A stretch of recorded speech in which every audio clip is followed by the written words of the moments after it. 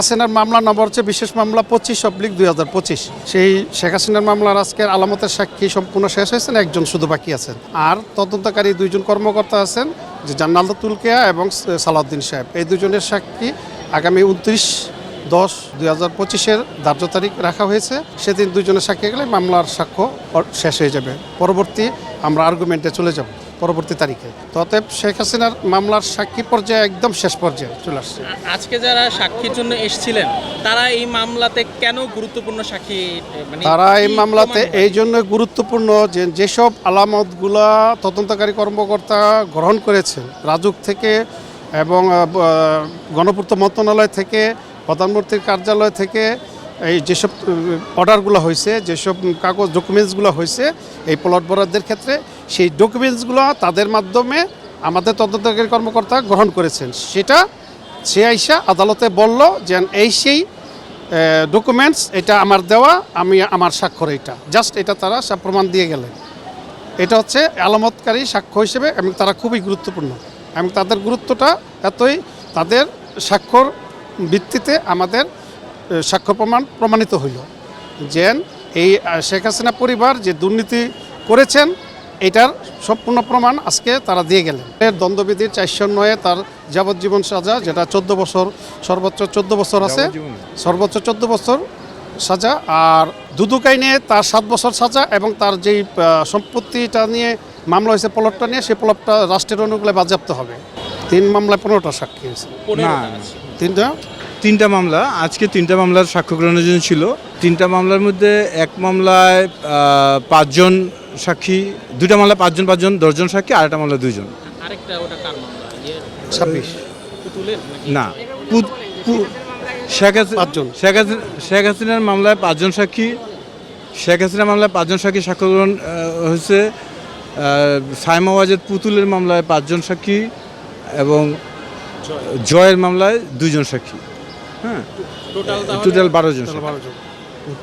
মানে 5 জন সাক্ষী ছিল, এর মধ্যে ওই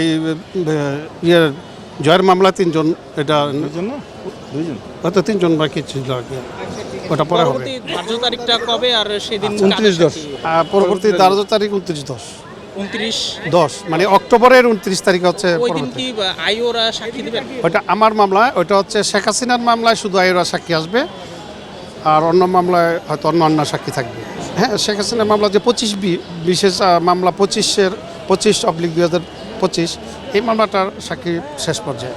বসুন্ধরা টিস্যু, অশুদ্ধতার বিরুদ্ধে এক বিন্দুও ছাড় নয়। যারা আসছিলেন তারা সকলেই আমাদের যে আলামত ছিল সেই আলামতের সাক্ষী।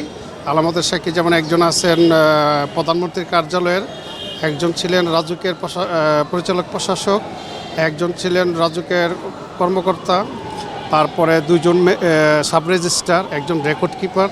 এই মিলে মোট 5 জন সাক্ষী আজকে আসছেন। তারা হচ্ছে আলামতের সাক্ষী, যারা নাকি আমাদের সার্টিফাইড কপি বা যেসব আলামতগুলো সংগ্রহ করছি এই সংগ্রহ তারা সই করেছেন এবং তারা সরবরাহ করেছেন আমাদের তদন্তকারী কর্মকর্তা, অর্থাৎ দুদকের যে তদন্তকারী কর্মকর্তা, তাদেরকে তারা এগুলো সরবরাহ করেছেন। সেই সরবরাহের স্বাক্ষরকারী হচ্ছেন তারা, যার জন্য ওইটা আলামত হিসেবে আমরা আজকে আদালতে পেশ করেছি।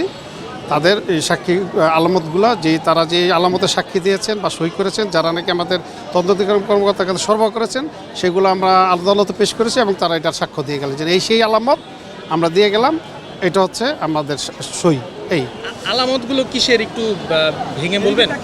আচ্ছা, আলামতগুলো হচ্ছে যেমন রাজুকের যেসব নথি, এখানে অনিয়ম, শেখ হাসিনা পরিবার যে অনিয়ম দুর্নীতি করেছেন, এই প্রত্যেকটা ডকুমেন্টস এইগুলো আলামত, মানে প্রত্যক্ষ ডকুমেন্ট এবং জলযন্ত্র ডকুমেন্ট যেগুলো। যেমন আপনি মনে করেন একটা দলিল করেছেন, যেটা করার কথা না, নিয়মের বহির্ভূতভাবে রেজিস্ট্রি করেছেন, সেই দলিলের সার্টিফাইড কপি এবং আবার যেসব অর্ডারগুলো দিয়েছেন প্রধানমন্ত্রীর কার্যালয় থেকে এবং রাজুকের থেকে, যেসব আদেশগুলো দিচ্ছেন যেগুলো দেওয়ার কথা না, রাজুক আইনের যে সেই আদেশগুলো